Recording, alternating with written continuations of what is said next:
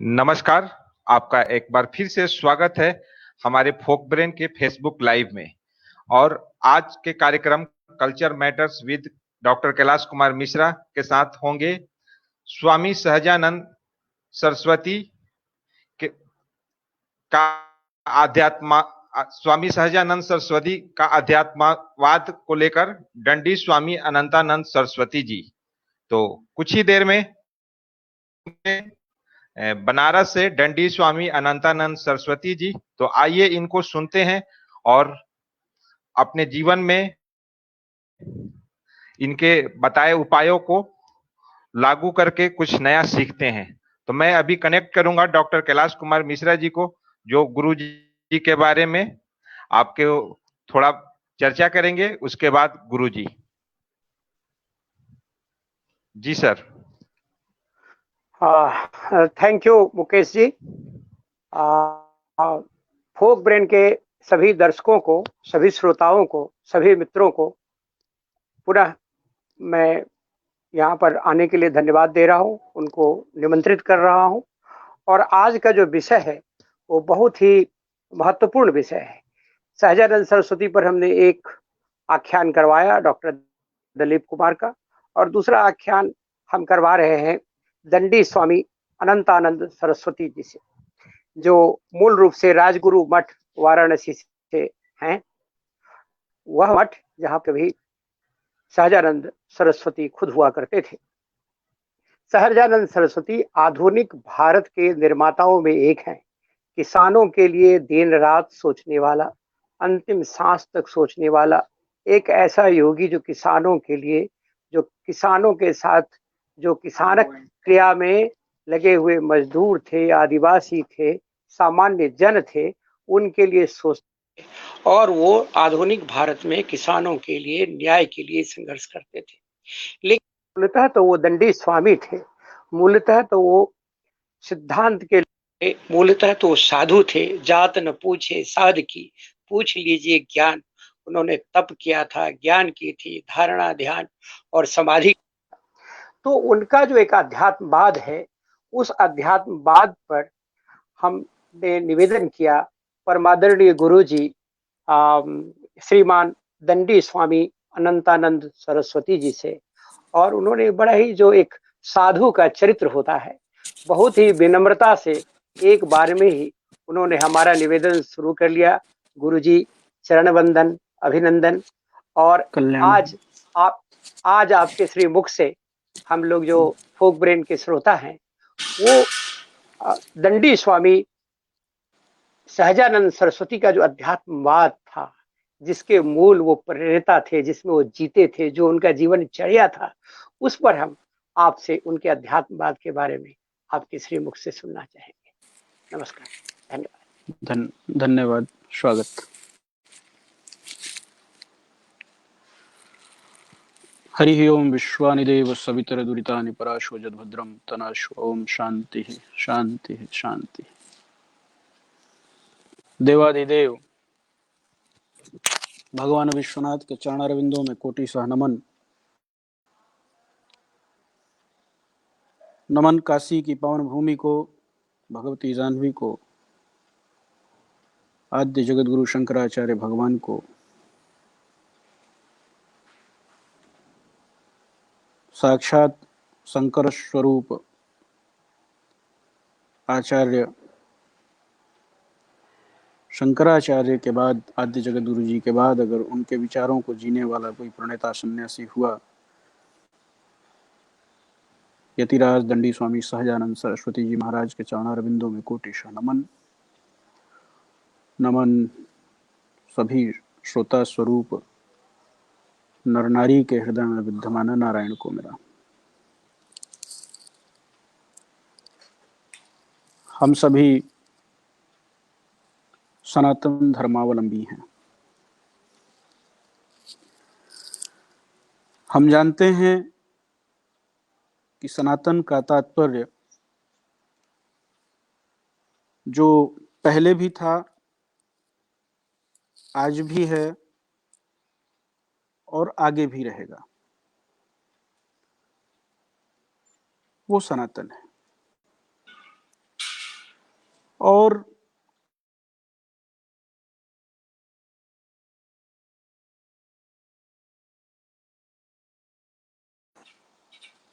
Interrupt हो गया। अभी हम लोग मोबाइल से ही लाइव होते हैं तो वहां कॉल आ गई थी। सनातन धर्म में एक बात कही गई है कि यहाँ हर व्यक्ति साधु है,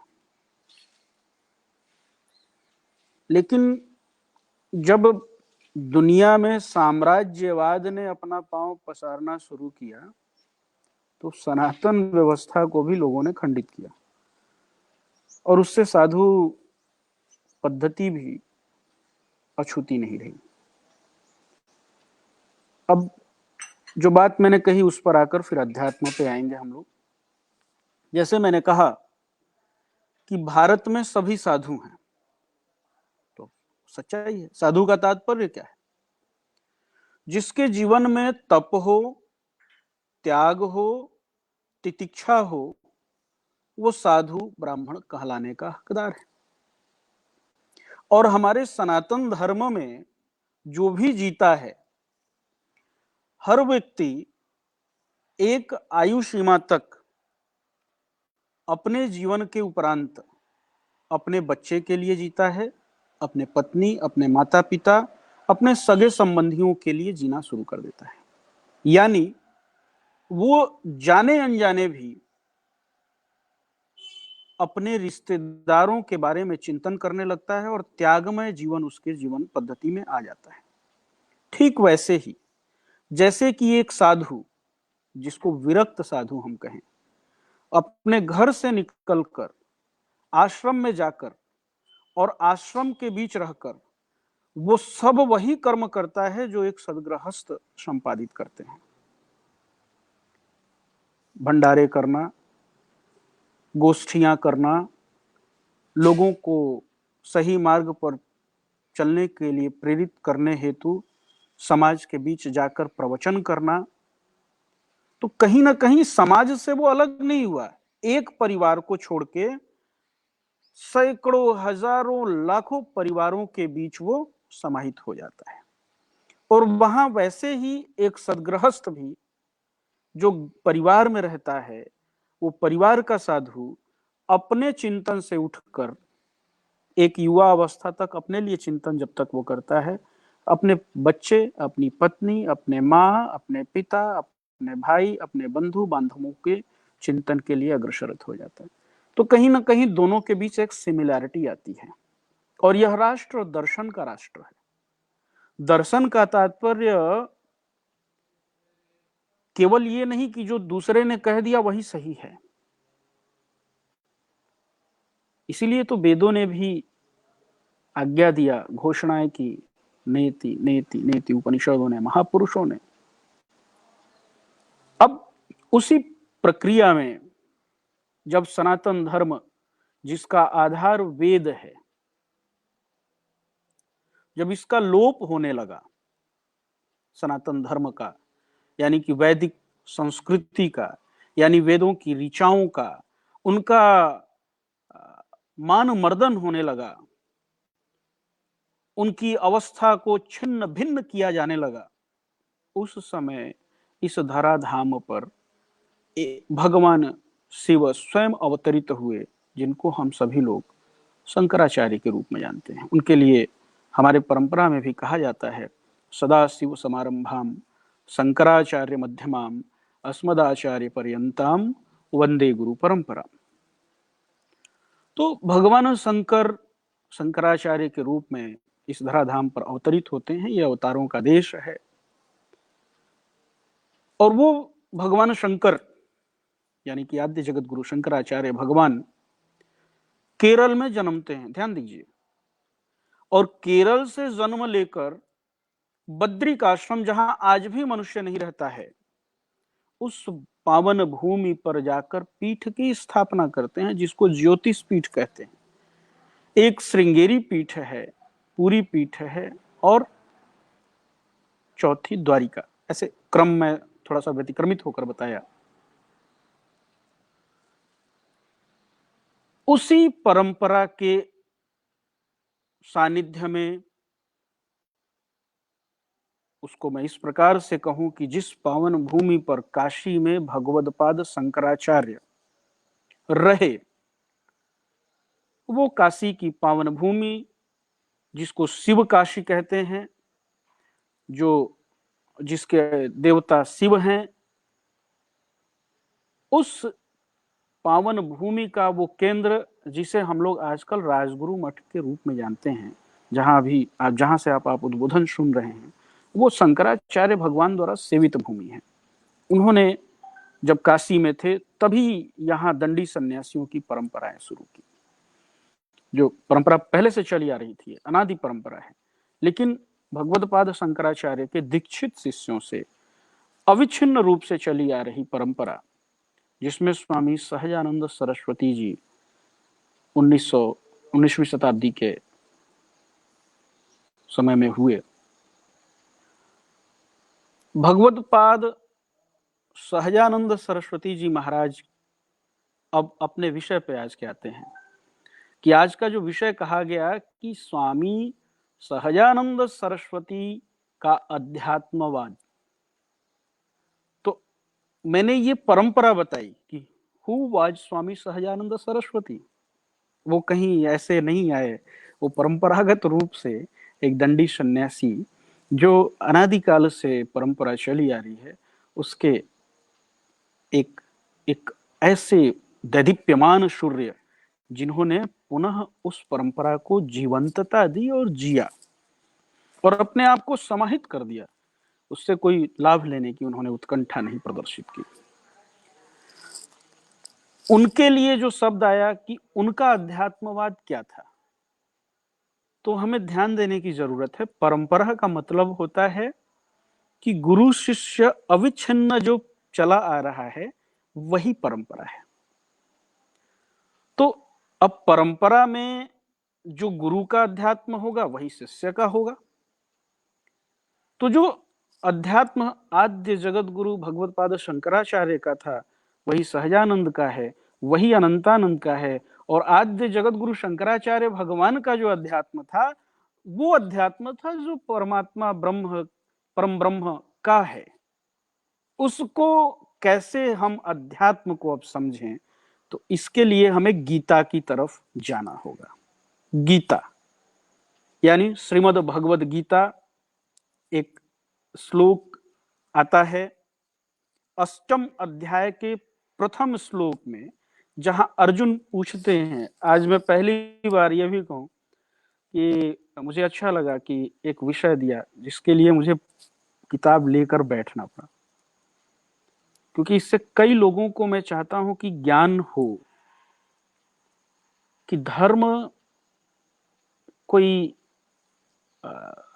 ऐसा विषय नहीं है जड़ता का। धर्म कोई ऐसा विषय नहीं है जिसको किसी ने कह दिया तो उसको मानना ही पड़ेगा। आपको एक दृष्टांत दूं, बड़ा अजीब लगेगा, लेकिन जिस भगवान कृष्ण को उद्धृत कर मैं आपको अध्यात्म समझाना चाहता हूं, उन्हीं भगवान कृष्ण ने आजकल वर्तमान में ये कहा जाता है जैसे कि गुरु मतलब बस उसके आगे कुछ नहीं। गुरु ब्रह्मा गुरु विष्णु गुरुदेवो महेश्वरः गुरु साक्षात परब्रह्म तस्मै। आप सोचिए कि जब गुरु यानी द्रोणाचार्य ने अधर्म के पथ पर पग रख दिया तो भगवान कृष्ण साक्षी बनकर और धर्मराज युधिष्ठिर से मिथ्या संभाषण कराकर और उन्हीं पांडवों के बीच से व्यक्ति निकालकर द्रोणाचार्य जी का वध कराते हैं। यानी कि गुरु भी कभी कभी अधर्म के पथ पर चल सकता है, तो वहां पर स्वविवेक और शास्त्रों का अनुसरण करने के लिए हमें प्रयास करना चाहिए। इसीलिए भारत साधुओं का देश है और साधु दिग्भ्रमित नहीं होता है, बंधता नहीं है साहब। भगवान कृष्ण स्वयं यह उपदेशित कर रहे हैं प्रत्यक्ष रूप में कि खूंटे में बंधे हुए बैल की तरह मत होइए, अपने चक्षु ज्ञान चक्षु को हमेशा प्रकाशित किए रहिए। आजकल बहुत से लोग पीठों पर, मतलब मैं तो उसमें एक शब्द बोलना चाहूंगा कि कई लोग तो ऐसे हैं जो पीठ पर बैठ गए हैं लेकिन अपने कार्य क्षेत्र में ही नहीं जाते हैं, और सुनने में तो आता है कि तमाम गलत जगह से वो लोग।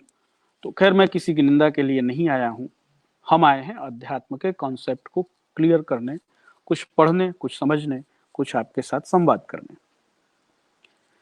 तो उस सनातन व्यवस्था में अध्यात्म के लिए भगवान कृष्ण ने क्या कहा है?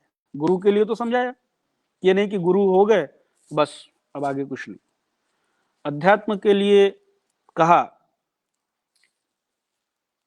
अर्जुन पूछते हैं, 8वें अध्याय को गीता के आप खोलकर बैठेंगे देखेंगे तो पूछते हैं अर्जुन, किम तद ब्रह्म किम अध्यात्म किम कर्म पुरुषोत्तम अधिभूतम च किम प्रोक्तम अधिदैवम किमुच्यते। तो भगवान कृष्ण ने जो वहां उत्तर दिया है, अक्षरम परम ब्रह्म स्वभावोध्यात्म उच्यते। अक्षर परम ब्रह्म है। वो परम ब्रह्म कौन? परम ब्रह्म जो ब्रह्म के कारण हमारा जीवन है। अब उसको समझने के लिए छोटी सी दृष्टांत की कड़ी आपको दूंगा कि हमने पहले कहा कि शंकराचार्य, आद्य जगत गुरु शंकराचार्य से जो परंपरा चली, उस परंपरा के हम लोग हैं। भगवत्पाद शंकराचार्य क्या कहते हैं ब्रह्म के बारे में? अहम ब्रह्मास्मि। भगवत्पाद शंकराचार्य के परंपरा में 4 महावाक्यों का बड़ा सुंदर निरूपण है। अहम ब्रह्मास्मि कहे मैं ब्रह्म हूं, तो किसी ने पूछ दिया या मान लीजिए कैसे? तो कहा तत्त्वमसि, जैसे तुम हो, जैसे तुम हो, जैसे आप हैं। तो कहा कैसे तत्त्वमसि? मैं समझ नहीं पाया। तो कहा मैं सामने वाला बोला कि मैं कैसे ब्रह्म हो सकता हूं? तो बोले कि अयम आत्मा ब्रह्म, मतलब तुम, मतलब ये हाड़ मांस मज्जा नहीं, जो आत्मा है हमारे अंदर, जो है जिस आत्मा से हमारा अस्तित्व है, जो कभी नष्ट नहीं होती, वो ब्रह्म है। तो कैसे बोध होगा? इस आत्मा का बोध कैसे होगा? तो कहा प्रज्ञानम ब्रह्म।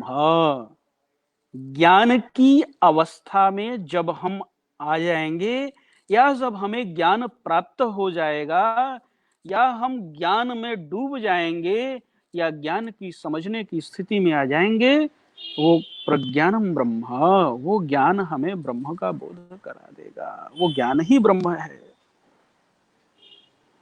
तो अब इन 4 महावाक्यों का अध्यात्म से क्या लेना देना? तो यहां जो भगवान श्री कृष्ण ने कहा अक्षरम ब्रह्म परम स्वभाव अध्यात्म उच्यते, तो उसको भाष्यकार कहते हैं आत्मानं देहमधिकृत्य। उसको संस्कृत पढ़कर आपको सुनाने की जगह मैं शुद्ध हिंदी में, आपकी लौकिक भाषा में आपको समझाऊं कि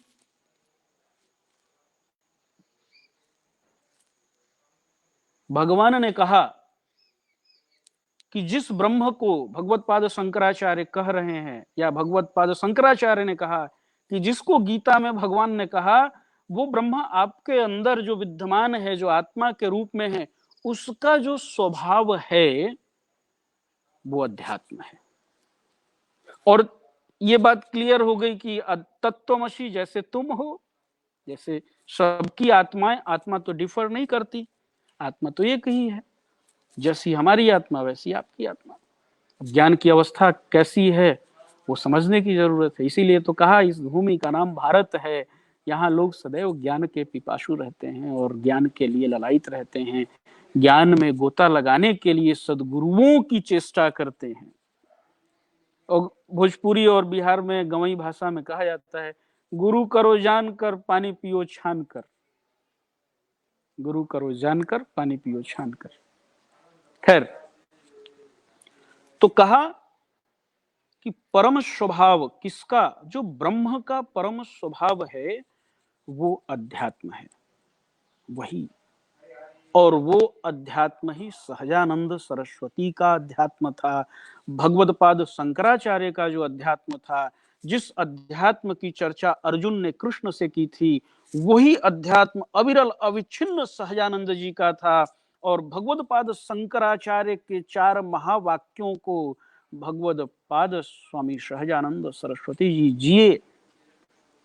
उन्होंने भेद दृष्टि को शून्य कर मानवीय मूल्यों को धरातल पर श्रेष्ठतम मान बिंदु देकर और उसको जिया। वो स्वामी सहजानंद सरस्वती का अध्यात्म साक्षात ब्रह्म के अध्यात्म से, ब्रह्म के स्वभाव से भिन्न नहीं था। वो ब्रह्म ही सजीव रूप में, वैसे तो ब्रह्म निर्जीव नहीं होता है, मैं सजीव स्थूल रूप में, जैसे राम भगवान ब्रह्म कहे जाते हैं, पर ब्रह्म स्थूल रूप में आपके बीच विद्यमान होकर हम लोगों के बीच विचरण करता हुआ और अपने स्वाभाविक व्यवहारिक ज्ञान से हम लोगों को उपदेशित किए। हम लोगों के बीच आकर उन्होंने जो ये बात है कि यह ज्ञान का पिपासु राष्ट्र है, संतों की भूमि है, हमारे बीच में बीज रोपित करने का एक कार्य किया कि मनुष्य जीवन जो मिला है व्यर्थ गंवाने के लिए नहीं मिला है। और तुलसीदास जी के शब्दों में कहें कि उस चरितार्थ किया, उस चरित्र को जो राम जी के लिए तुलसीदास जी ने कहा, सहज स्वरूप ब्रह्म अविनाशी सदा एक रस रहत उदासी।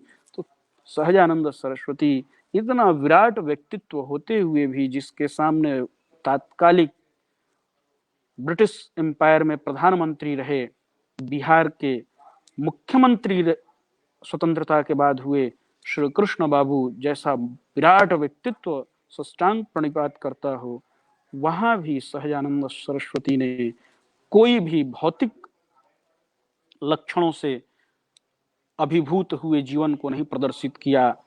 और जहां स्वयं महामना मालवीय भी कहते हो कि आप तो मेरे हैं, आपको एक बात समझने की जरूरत है कि सहजानंद सरस्वती जी और महामना जी के बीच बड़ा व्यवहारिक संबंध था। उसको लौकिक रूप में कहेंगे, ब्राह्मण जैसे हो तो ब्राह्मणों में कई प्रकार के ब्राह्मण होते हैं, मैथिल, कान्यकू, भूमिहार, जुझोतिया वगैरह वगैरह वगैरह, सारस्वत गौड़, आद्य गौड़, सनाढ्य, बहुत से। तो महामना जी भी जुझोतिया थे और स्वामी जी भी जुझोतिया थे। तो इन सिमिलरिटी के कारण एक बड़ा प्रेम था।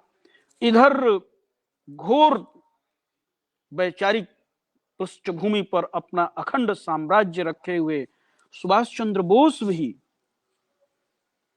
इनको अपना आध्यात्मिक गुरु मानते थे। तो इतना विराट व्यक्तित्व जिस महामानव का था, वो महामानव बहुत सहज रूप में अपने संपूर्ण जीवन को जिए।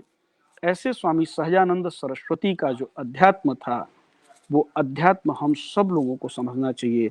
और वो अध्यात्म को आपके लौकिक शब्दों में तुलसीदास जी के रचित उस चौपाई से आपको बीच रखने का प्रयास किया, जिसको मैंने कहा, सहज स्वरूप ब्रह्म अविनाशी सदा एक रस रहत उदासी।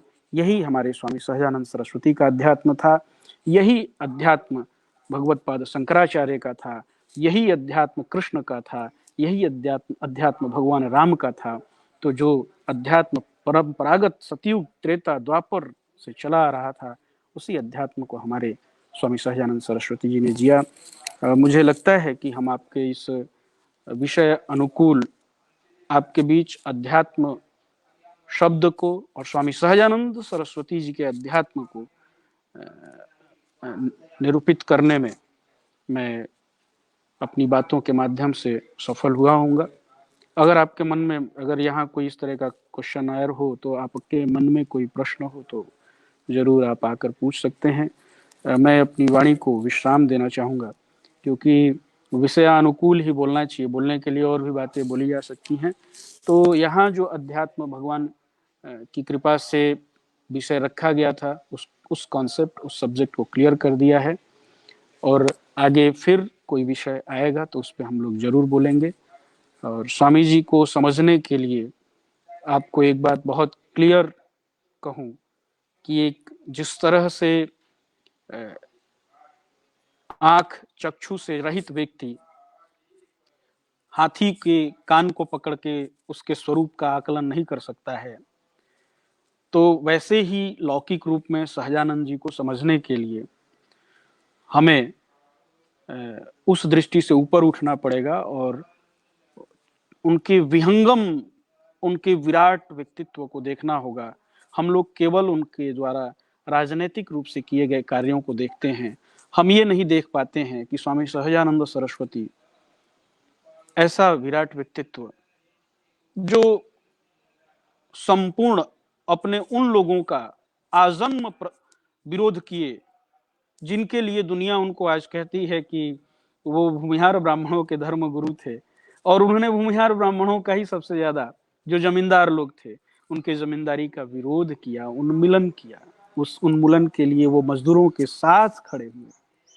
तो ऐसे सहजानंद सरस्वती को केवल एक राजनीतिक बिंदु में नहीं बांध सकते हैं, बल्कि उसके लिए उनका जो और भी स्वरूप है उसको देखने, समझने और पढ़ने की जरूरत पड़ती है। हम लोग और भी विषयों पर आगे आएंगे, कभी तो चर्चा होगी। आज इतना ही। धन्यवाद आपको मिश्रा जी, और इस आयोजन के फोक जो संगठन है उस संगठन को, और हमारे मिश्रा जी को, और एक और बीच में बंधु आए थे उनको भी खूब खूब साधुवाद, जो आप लोगों ने हमें आमंत्रित किया कि मैं यहाँ आकर इस कॉन्सेप्ट को क्लियर करूं और इस विषय पर पक्ष रखूं स्वामी जी से संबंधित। तो मैंने रखा, और एक बार और पुनः कहूंगा कि स्वामी सहजानंद सरस्वती का वही अध्यात्म था जो शंकराचार्य का था, जो राम का था, जो कृष्ण का था, और जो गीता में व्याख्यानित किया गया है कि अक्षरम ब्रह्म परमस्वभावध्यात्म उच्यते, अर्थात कि अक्षर ब्रह्म है और वही ब्रह्म मनुष्य के उपस्थिति का, जीव के उपस्थिति का कारक है। तो वो जो ब्रह्म का स्वभाव था वही स्वभाव अध्यात्म कहा गया, और वही अध्यात्म स्वामी सहजानंद सरस्वती का था। इसीलिए उन्होंने मजदूर और जमींदार के बीच भेद नहीं किया, इसीलिए उन्होंने जीव के बीच भेद नहीं किया, और इसीलिए दुनिया उनको कहती है दलितों का मसीहा स्वामी सहजानंद सरस्वती। तो अपनी बात को मैं यहीं पर विराम देता हूँ। खूब खूब साधुवाद पूरे इस टीम को, इस आयोजन के जितने भी लोग हैं उन सभी को मेरा खूब खूब आशीर्वाद और स्नेह, आत्मीयता, धन्यवाद। मैं अपनी बात को विराम करते हुए यहीं इस जगह को छोड़ता हूँ। साधुवाद। ओम पूर्णमदः पूर्णमिदं पूर्णात् पूर्णमुदच्यते पूर्णस्य पूर्णमादाय पूर्णमेवावशिष्यते। ओम शांति शांति शांति। अभी मुझे कोई क्वेश्चन नहीं दिख रहा है, तो अगर किसी का हो तो मैं उसका निवारण करूं, नहीं है तो मैं विदा लेता हूं आप सबसे। फोक ब्रेन को पुनः पुनः खूब खूब साधुवाद। साधुवाद मिश्रा जी। हाँ, एक नाम राकेश जी ने मुझे, प्रोफेसर दिलीप साहब ने मुझे इस टीम से जुड़ा था, उनको भी खूब खूब साधुवाद। खूब खूब साधुवाद।